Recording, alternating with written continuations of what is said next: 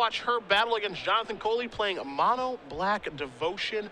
Looks like maybe a small splash for green here as we are underway in game number 3. You see, it looks like a Life-Bane Zombie is going to show an Elspeth, a Jace, a Detention Sphere, a Verdict, a Dissolve, and a Mystery White card that looks like it's a Deicide.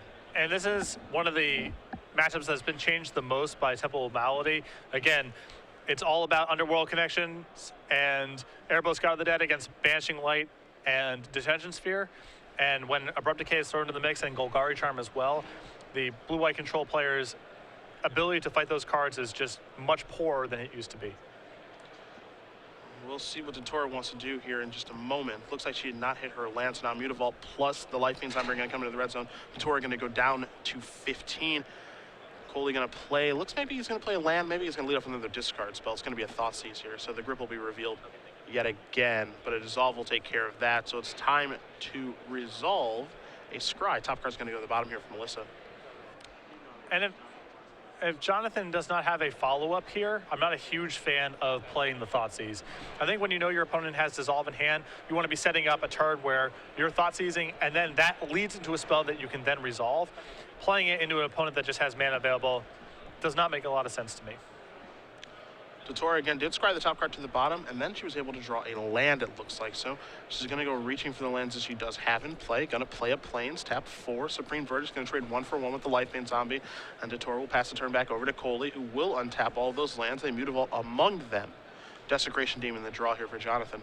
Mutavault's another understated but huge part of all sorts of decks having good matchups against Blue-White and Esper. It's the most problematic card that deck regularly plays against game 1.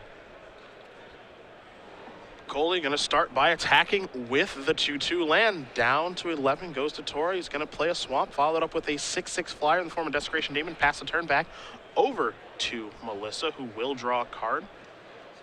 She's being chipped away slowly but surely by Mutavault. Got to take care of the other things that are happening. And what Kohli's doing here is, even though he's playing 1 spell a turn, realistically he's actually playing 2 spells a turn, because the other spell is activate Mutavault and hit you. Yes. And under normal circumstances, these 1-for-1 trades that Melissa is doing to buy time are so good for blue-white control, but when you're getting hit by Mutavault the whole way, it's so much worse. So Kohli with Underworld Connections and Abrupt Decay, along with an Erebos right now, and I think he's just trying to figure out, okay, I've done the easy part, which is attack with Mutavault. Now what I want to do, and it looks like what he wants to do is just pass back with the ability to cast Abrupt Decay. I'm a little surprised to see him not cast Connections and then leave mana up for Abrupt Decay, but here's a Jace. Yeah, it gives him some flexibility. Maybe Melissa does something on her turn that now makes Jonathon just want to draw a card instead, and it's an opportunity to resolve it. So 3 lands are going to get turned over here from the Jace. Looks like an Azorius Guildgate, a Temple of Enlightenment, and a Mutavault. You see the split there between lands that come into play untapped and lands that come into play tapped.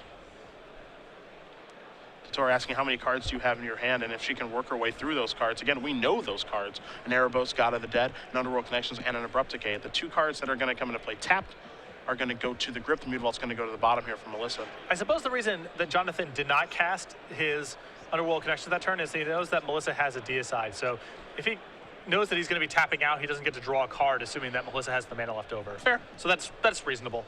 Golgari Charm the draw. Going to fire up the Mutavault. Looks like we might see an attack here for 8 straight to DeTora. We could see Mutavault take down the Jace and then 6.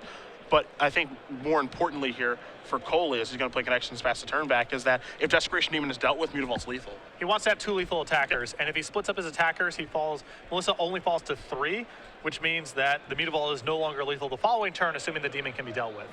And Mutavault is even, if Jace were to tick up for whoever knows what reason, Mutavault would still be lethal. Right. He'd be a 1/2 attacker. So Kohli basically saying, I'm not too scared of your Jace, as DeTora is going to tap 6 mana and deploy an Elspeth Sun's Champion. That's going to come into play. 3 tokens are going to come into play here as well. The Golgari Charm says, I'm going to kill those, and now I'm going to kill you. Jonathon Kohli is going to win this match.